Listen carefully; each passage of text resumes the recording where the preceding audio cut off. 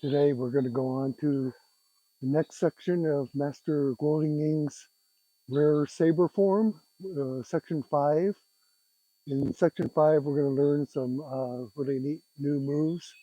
In the previous sections, we worked mostly on wrapping and slicing, moves kind of consisting of those main moves. But in this one, we'll learn some new ones. But before we begin the lesson for today, on a new section, we'll do a quick video review of the past lessons and section by section, and then you'll be caught up to where we are today. In section 5, we're going to begin over here and be moving in this direction.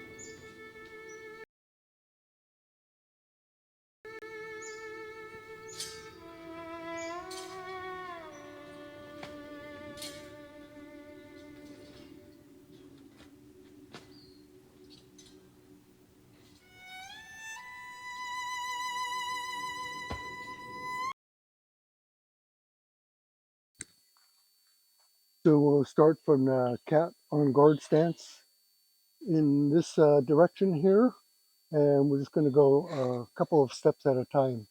So the first move will be a thrust going forward, and you notice that I'm facing 12 o'clock in this direction, but the thrust is going out to 3 o'clock. And on one leg crane stance, this arm is overhead with the palm flat to the sky, like holding up the sky. Sword is straight with the blade down. And so you notice that the sword is to the side of the wrist rather than overhead like this. So again, from this cat stance, step forward, and then go into the sideways crane. Here, the crane. This arm should be fairly straight, and this arm horizontal. From there, you're going to step back into this semi-cat, right foot forward, and this left palm is on the right wrist. And then step forward again into the same thrust position. This. So as we learn it, we'll just do it step by step slowly, but then as we get into the more full speed, it's going to be thrust, step back, thrust. So again, from here in this first position, doing a thrust with the right hand, forward into 3 o'clock and facing 12 o'clock. Step back. In the step back position, you're not exactly straight forward into 3 o'clock. You're kind of like about a 45 degree as you kind of come in. And then as you step forward, thrust out. So in getting the power for the thrust from the cat, it's this turning where you can gain the power. And so again, if you step back, you kind of turn this way as you thrust out sideways. The hand going up is to help with the power of the thrust because it's always easier based on Shaolin principles, for the hand, one hand to add power to the right hand by an upward motion. So it's kind of like a explosion. So So from the cat, you're taking a full stance forward, step back, and then thrust. Again, one more time, a little bit more full speed, thrust forward, step back, thrust out. Okay, one more time. From the cat, thrust forward, step back, thrust out. So those are the first two moves. And again, like many of the other lessons, you can just practice this one part of the move over and over. So it would look like this. Thrust, step back, thrust, step back, thrust. And each time you do this, check your position. Make sure that sword is level, hand is straight up, palm to the sky. Step back, 45 degree, thrust, step back, thrust, step back, thrust, step back. So as you do it, you hear a little bit of ting of this sword to get the power.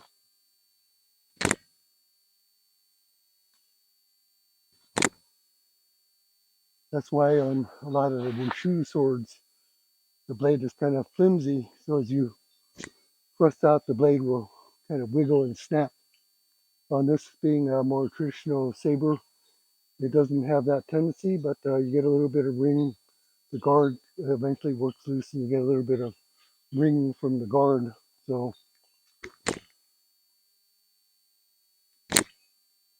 on the step back, from here, you're going to step back and slide a little bit. And then step forward.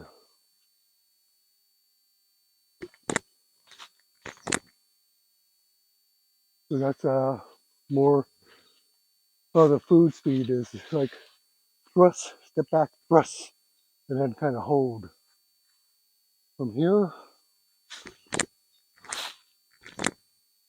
and then we're going to go into the next move from there. Okay, so the next move is going to go from the thrust out position, and it's going to be like a semi-wrap. So as we take this step by step.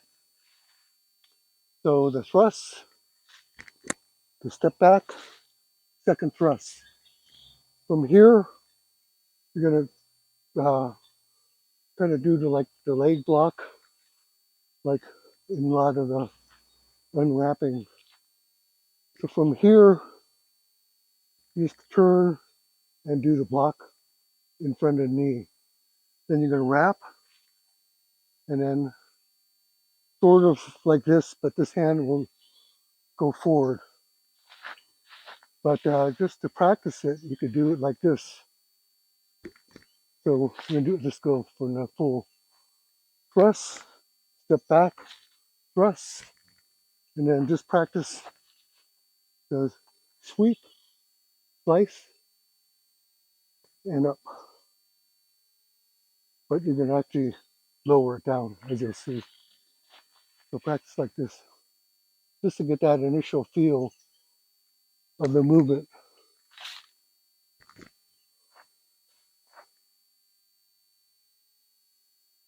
Okay, one more time. This is kind of like a practice for the next move. Thrust, step back, thrust. Just to practice that wrap. Okay, so this hand, since you're familiar with that, that's why I'm teaching it like this. Okay, one more time. The thrust, back, thrust, wrap. Okay, so the new move is this thrust. We haven't done that one before. This next move will be a crescent kick, and we haven't done that either. So the right is going to go like this. From the cat, thrust, step back, thrust.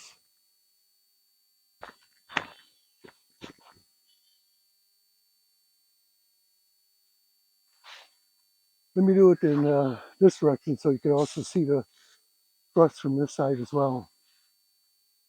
From here, press, step back, press, wrap.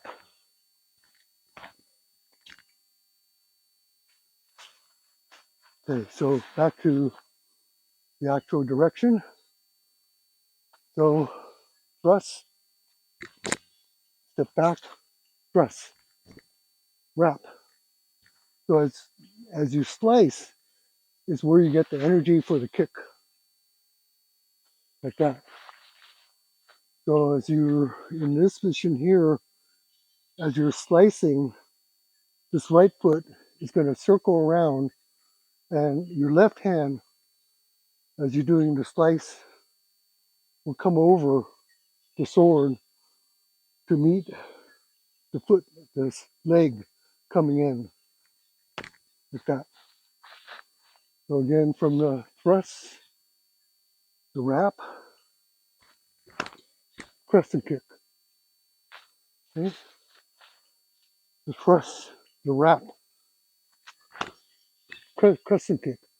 And this hand shoots up to the high sky, holding the sky position as you do the thrust. And you notice on this thrust, the blade is pointing up rather than pointing down. So the first two thrusts, blade down, crescent kick, blade up. Okay, we start from the beginning again. From the cat, the first thrust, step back, second thrust, wrap, kick, third thrust, crane, palm to sky, blade up. Okay, that's you have the new moves, the thrust, and then crescent kick, and the upside down thrust. So we're going to go one more, and let's go from there. From the cat stance, thrust, step back, thrust, wrap, kick, thrust. From here, point the sword up, and it's a semicircle around. Normally this move is called pointing, like that. So from this blade position here with a blade up, you're going to rotate the sword and come in a semicircle around. Okay. If you go to some of my earlier Saber videos, I show this move pointing, and I show how to do that if you want to review that. But in this lesson, we'll just work on it as it is. Okay, so again from the beginning, from the cat stance, this is section 5 going in this direction, and this is the first half of the section. So from here, thrust, step back, thrust, wrap, crescent kick, upside down thrust. Point the sword. So now you're going to be in a northern horse, knees slightly in, and end up in this position. Both hands are down about 45 degrees, not horizontal, 45 as you finish the slice down. So from this upside down thrusting position, pointing the sword, go into the circle. So you want to wait for the circle to get about here before you step into the horse. Again, pointing the sword.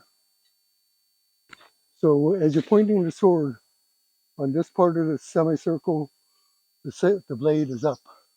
And as you come around, the blade will be down. So from the upward, upside down thrust, here, start the semicircle, step, and then even horse into this position here. In this position here, the sword is not going to be level, but kind of pointing up a little bit, so that you have momentum for the next move. But we're going to save that next move for the next lesson. I think just getting to this point would be a good point. Some people would do the next two moves, one right after another, but I like to do stop in this position and then go into the next move. So we just end it right there. Okay, from the cat, okay, the first thrust, step back, thrust, block, crescent kick, upside down thrust, point into the horse. Feet are pointing forward, not in like Wing Chun pigeon toe. Knees are slightly in. Arms should be about 45 degrees. The tension should be straight down the blade. So we'll end it in this position here for this lesson. Okay, so one more time from the cat. I'm going to do the first thrust, step back, second thrust, block, crescent kick, upside down thrust, point, circle.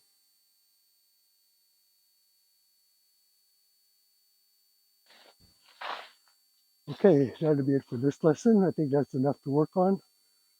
Next lesson, we'll do the jump and then the backward walk. You can see that those moves in the video clip on the preview that I did before the lesson. So you kind of get an idea. Again, normally if you're working out in a classical environment, you'll be able to see older students and what the form looks like. So it's not really cheating to see where you're going. You get a good idea of what the next moves will be. But my advice is just to do the lesson for today. And if you want to attempt the other move on your own, that's good, but that's fine. But you're liable to make mistakes, and if you're a rote learner, it might be hard to undo the mistakes. So take it at whatever speed you want. But for the lesson for today, we're going to end in this position, and as well in performing the expression of the saber. The way I like to do it is like to complete the movement and pause a little bit before going into the next move, so you can kind of see each completed motion rather than just going right into the pointing and then the spin as one unit. I like to have that chook and then chook into the next movement. That's why we're ending it there today. Nice fall day and just about Thanksgiving. Thank you very much.